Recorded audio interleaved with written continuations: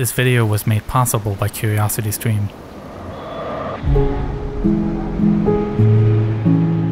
The Twin Towers of the World Trade Center had become synonymous with the skyline of the city.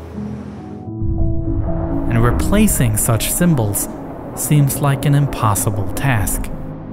For this video, I have mapped exactly how the site has been redeveloped. And doing this has helped me understand city planning from a completely different side, learning what some of the best architects around the world do when given an impossible task. This is the World Trade Center complex before the attack, consisting of the two iconic Twin Towers, as well as towers 3 through 7, and the central plaza in the middle. As a result of the North and South Towers collapsing, enormous forces were released. Debris flew, and fires spread, affecting the entire area around the World Trade Center. Building 3 World Trade Center was a Marriott hotel, which was located directly between the towers, and was completely destroyed when they collapsed. Buildings 4, 5, and 6 were very similar 8- and 9-story tall office buildings. Large parts of these buildings also collapsed, leaving behind a completely destroyed ruin. World Trade Center 7 was a 47-story building. The north side of it was destroyed by heavy debris, causing fires that continued into the afternoon. Eventually, this building collapsed. There was also a mall at the World Trade Center, which was extensively destroyed.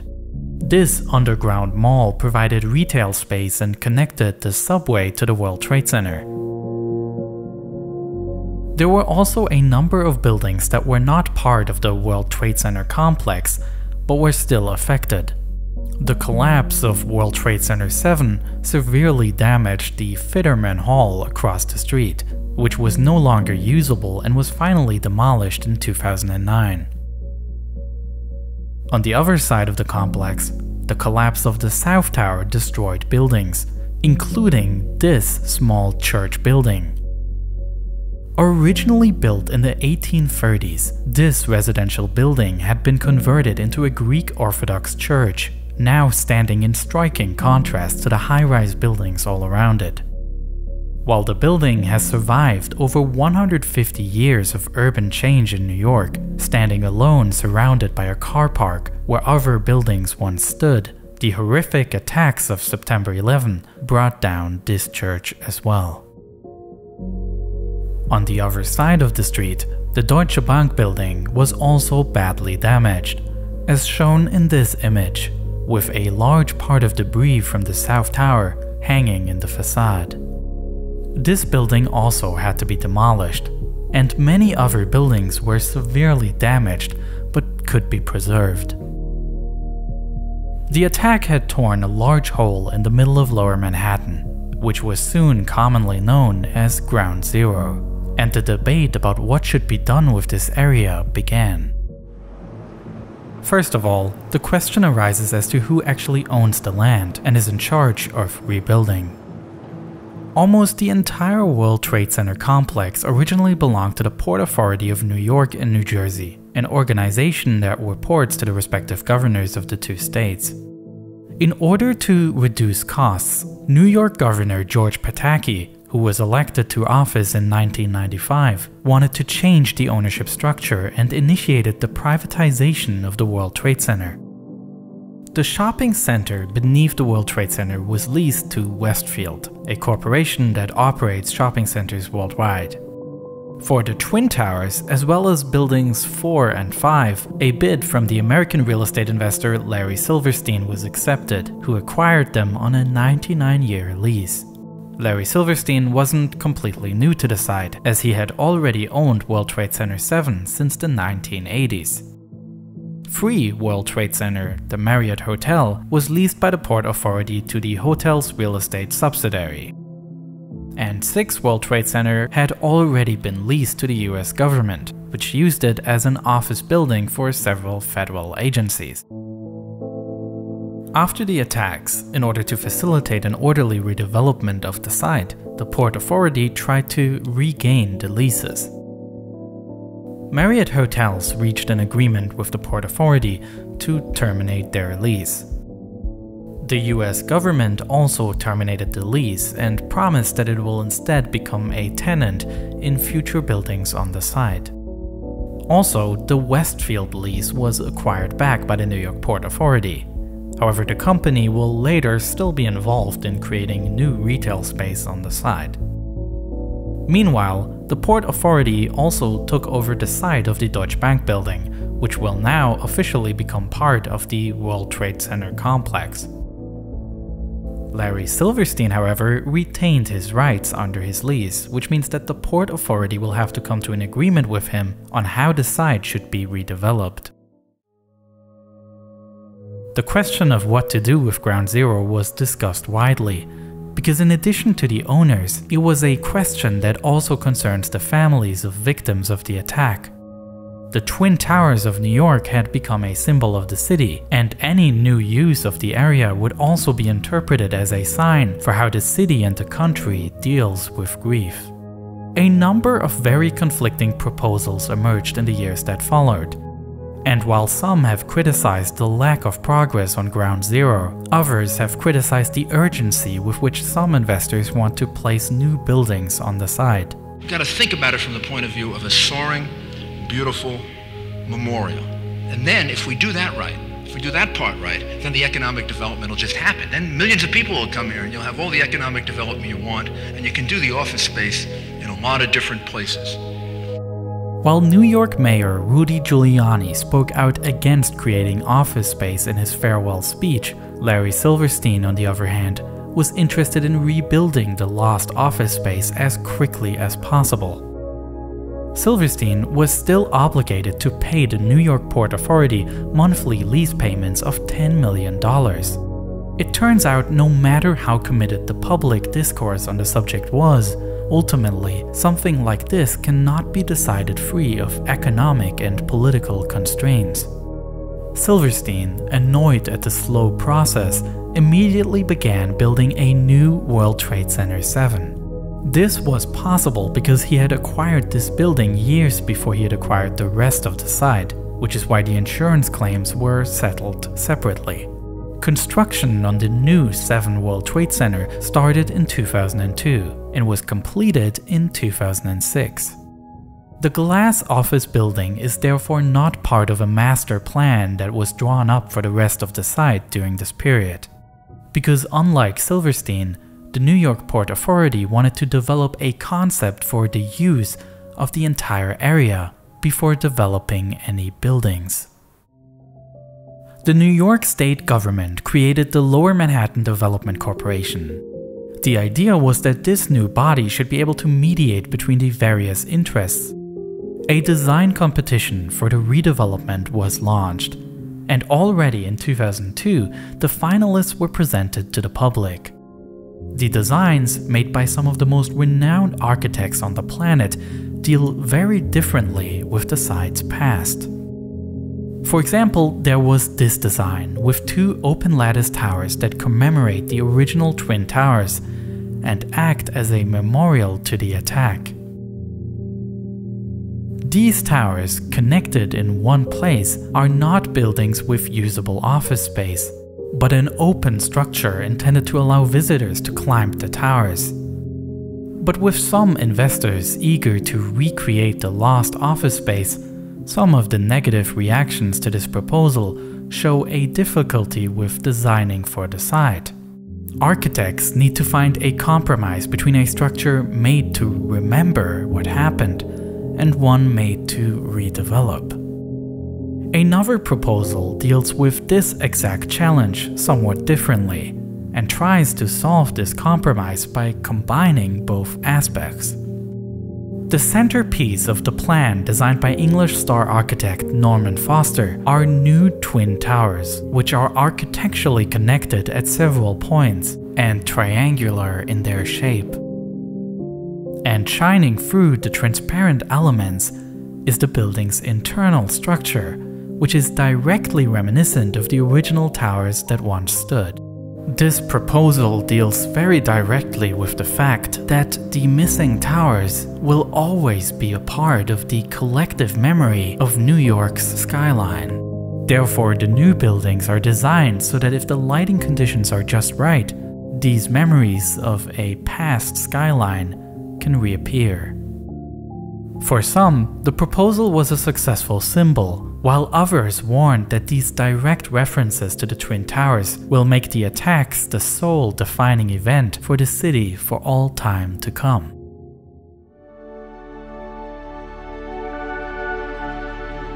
Another radical proposal envisions the construction of two wide buildings, each consisting of several interconnected towers.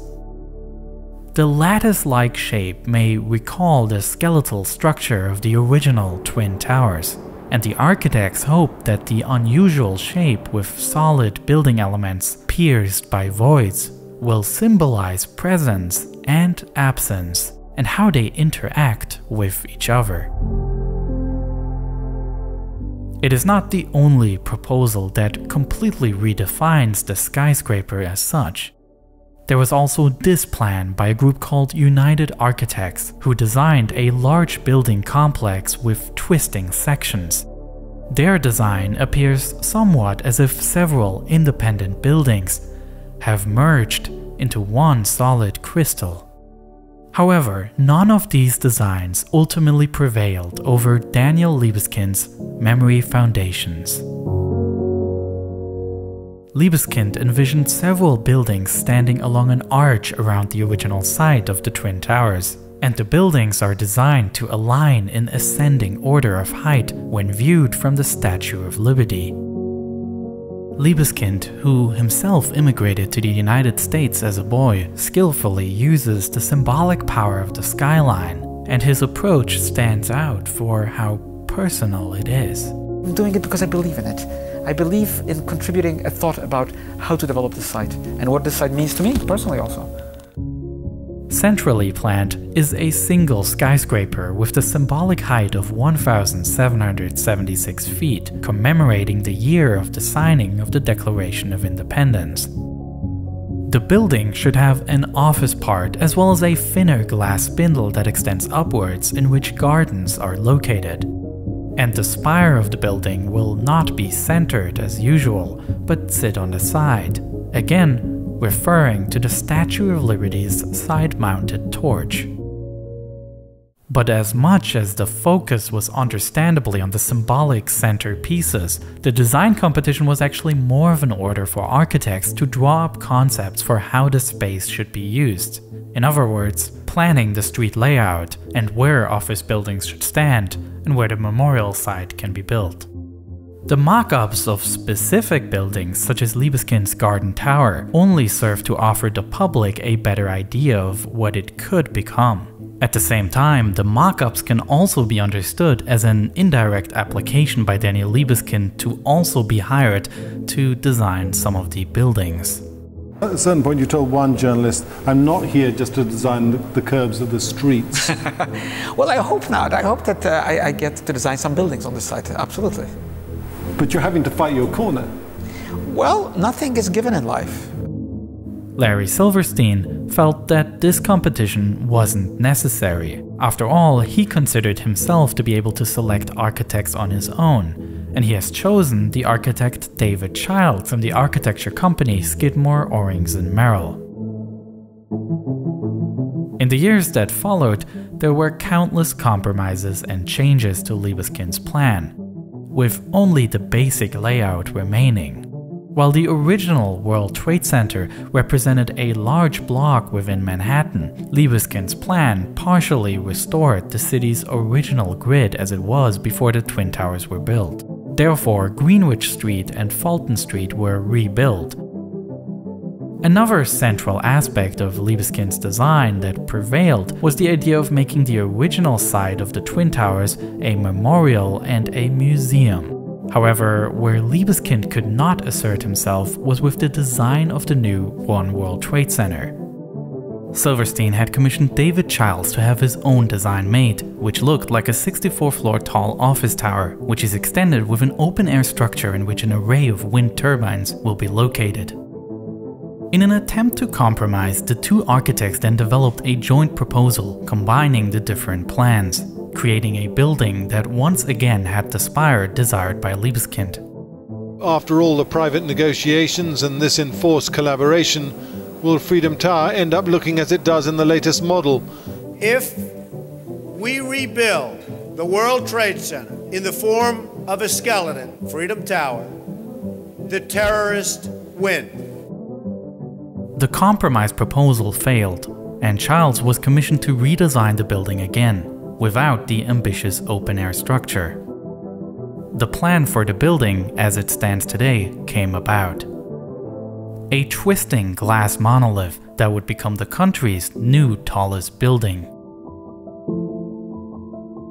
But in order to actually implement this plan, it was first necessary to facilitate a complex exchange of property rights and leases. Larry Silverstein was legally entitled to build new buildings at the place where the Twin Towers had once stood. However, since the memorial is to be built here, a swap deal was necessary.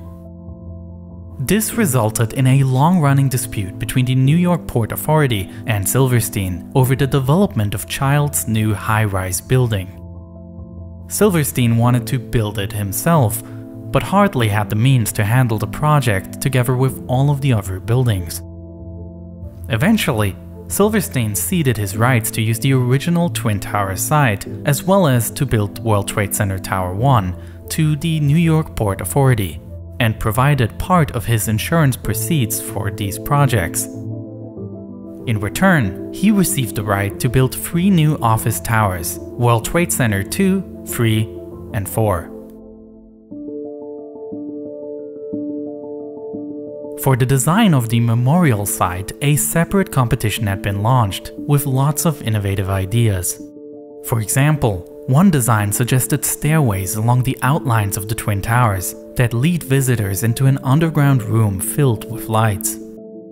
Or another design that envisioned the creation of 2 memorial gardens where the towers originally stood. Of all the drafts, the proposal Reflecting Absence by Michael Arrett and Peter Walker was selected as the winner. 2 pools were built outlining the shape of the Twin Towers. On the inner walls of these pools, an artificial waterfall blocks out the noise of the city. Located along these pools are the names of the victims of the September 11 attacks and the victims of the 1993 World Trade Center bombing. On this site, there is also a pavilion entrance to the museum, which is located underground. The lot adjacent to One World Trade Center is also owned by the New York Port Authority, and a performing arts center is under construction here. The building went through several financing difficulties and a change of architect, but is now scheduled for completion in 2023. Now let's look at the 3 lots that were part of the swap between the New York Port Authority and Silverstein. Developed by Silverstein, the 4 World Trade Center opened in 2013. It is a glass skyscraper that offers plenty of office space due to its large footprint. 3 World Trade Center also is an office tower. It is an additional 6 floors taller and was opened in 2018. 2 World Trade Center, a building that will significantly shape the city's skyline in the future due to its direct proximity to One World Trade Center, has not yet been built, and the plans for this building have changed several times in the past. An original plan by the design studio Foster and Partners envisioned a sloped roof consisting of 4 diamond-shaped elements that in their arrangement faces the memorial site. However, Silverstein Properties struggled to find enough tenants for the future building, which delayed the project. As part of discussions between Silverstein and 21st Century Fox and News Corp, who were considering relocating their headquarters to this new building, architecture studio Björk Ingels Group was commissioned to create a completely new design, now tailored to the needs of media corporations. But after this tenant deal ultimately did not materialize, Foster and partners were again put back into the chair to produce yet another draft. This is the current plan, showing a building divided into different vertical elements and characterized by large green terraces. But it remains to be seen whether there is enough corresponding demand for office space so that the building can be constructed. It is a problem that also affects 5 World Trade Center, which is to be built in this area. It turns out that as much as there was a desire on part of the investors to rebuild the lost office space of the original site, Manhattan's needs have changed over the course of 2 decades. Although this building was not part of the deal between the Port Authority and Silverstein, eventually Silverstein Properties were still chosen to develop this site, this time together with Brookfield Properties. The planned building was designed by architecture studio Kohn Pedersen Fox and is predominantly a residential tower offering living space. The construction is expected to start next year. The area directly in front of it, on the other hand, is already mostly developed.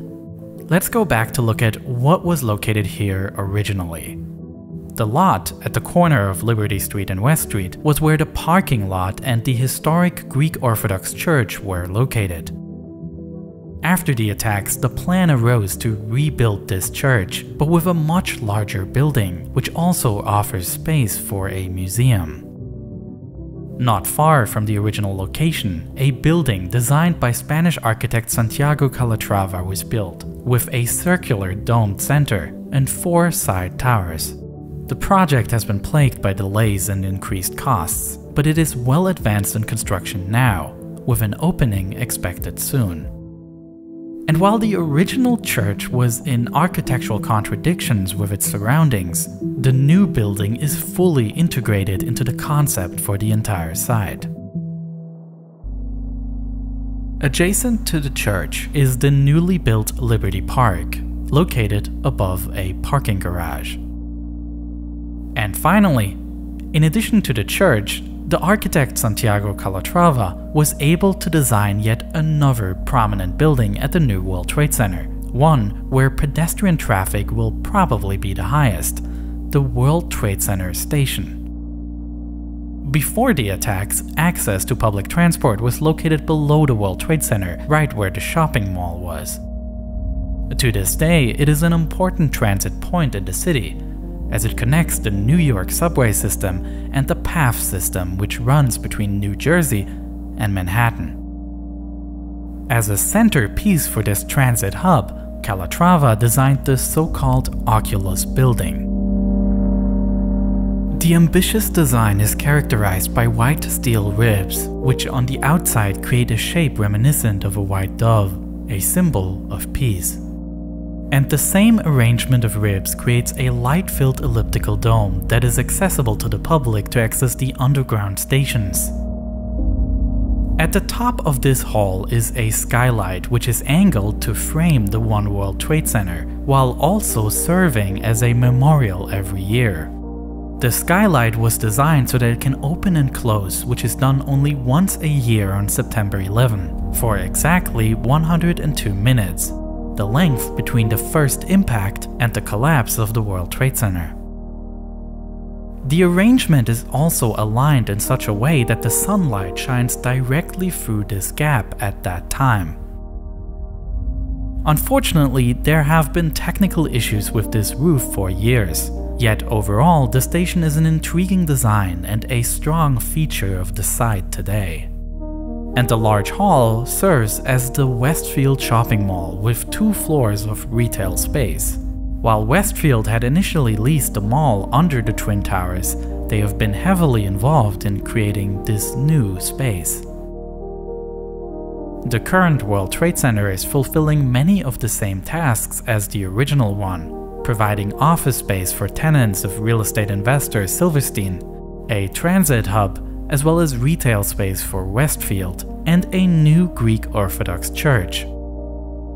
But it also fulfills a completely new task as a memorial site. There has been much criticism of individual buildings here, as well as about the power that investors like Larry Silverstein had in shaping this process, oftentimes working against the vision planned in Daniel Liebeskind's plan. But Libeskind, when asked about these difficulties in 2004, at a time amidst intense debates about the site, expressed understanding. If you read the New York Times quote, "The incredible shrinking Daniel Libeskind, how Ground Zero's architect went from master planner to minor player."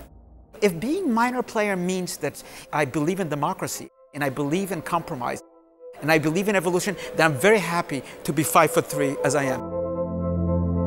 Even if the site as it is today is the result of countless compromises, with radical architectural ideas oftentimes not able to assert themselves, it is also this exact squabble of interest that can be seen as a democratic development.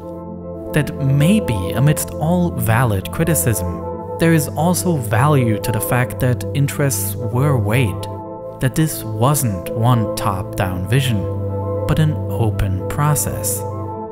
For me personally, mapping out these changes has made me understand the local history of events that fundamentally shaped the global context I grew up in. If you go to the site today, there are remnants of the original World Trade Center. The bronze sphere, designed by Fritz Koenig, originally located on the plaza in front of the towers, is now standing in Liberty Park. A tree originally planted in the 1970s survived the attacks and is now found in the Memorial Park. And when you go into the underground museum, you will see an exposed wall that had been built to dam the Hudson River for the construction of the Twin Towers.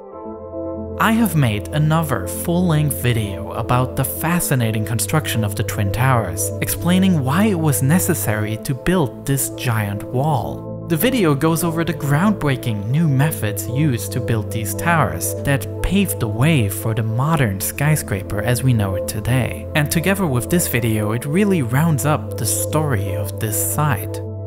The video is part of my ongoing Nebula Original series Underexposure, in which I explore often overlooked aspects of topics we all know about. I have made videos about the investigation into Flight MH17, or about the Kuwaiti oil fires, and you can also watch my video about the refugee crisis, as well as highly produced original content from other independent creators, all available on our own site without any ads.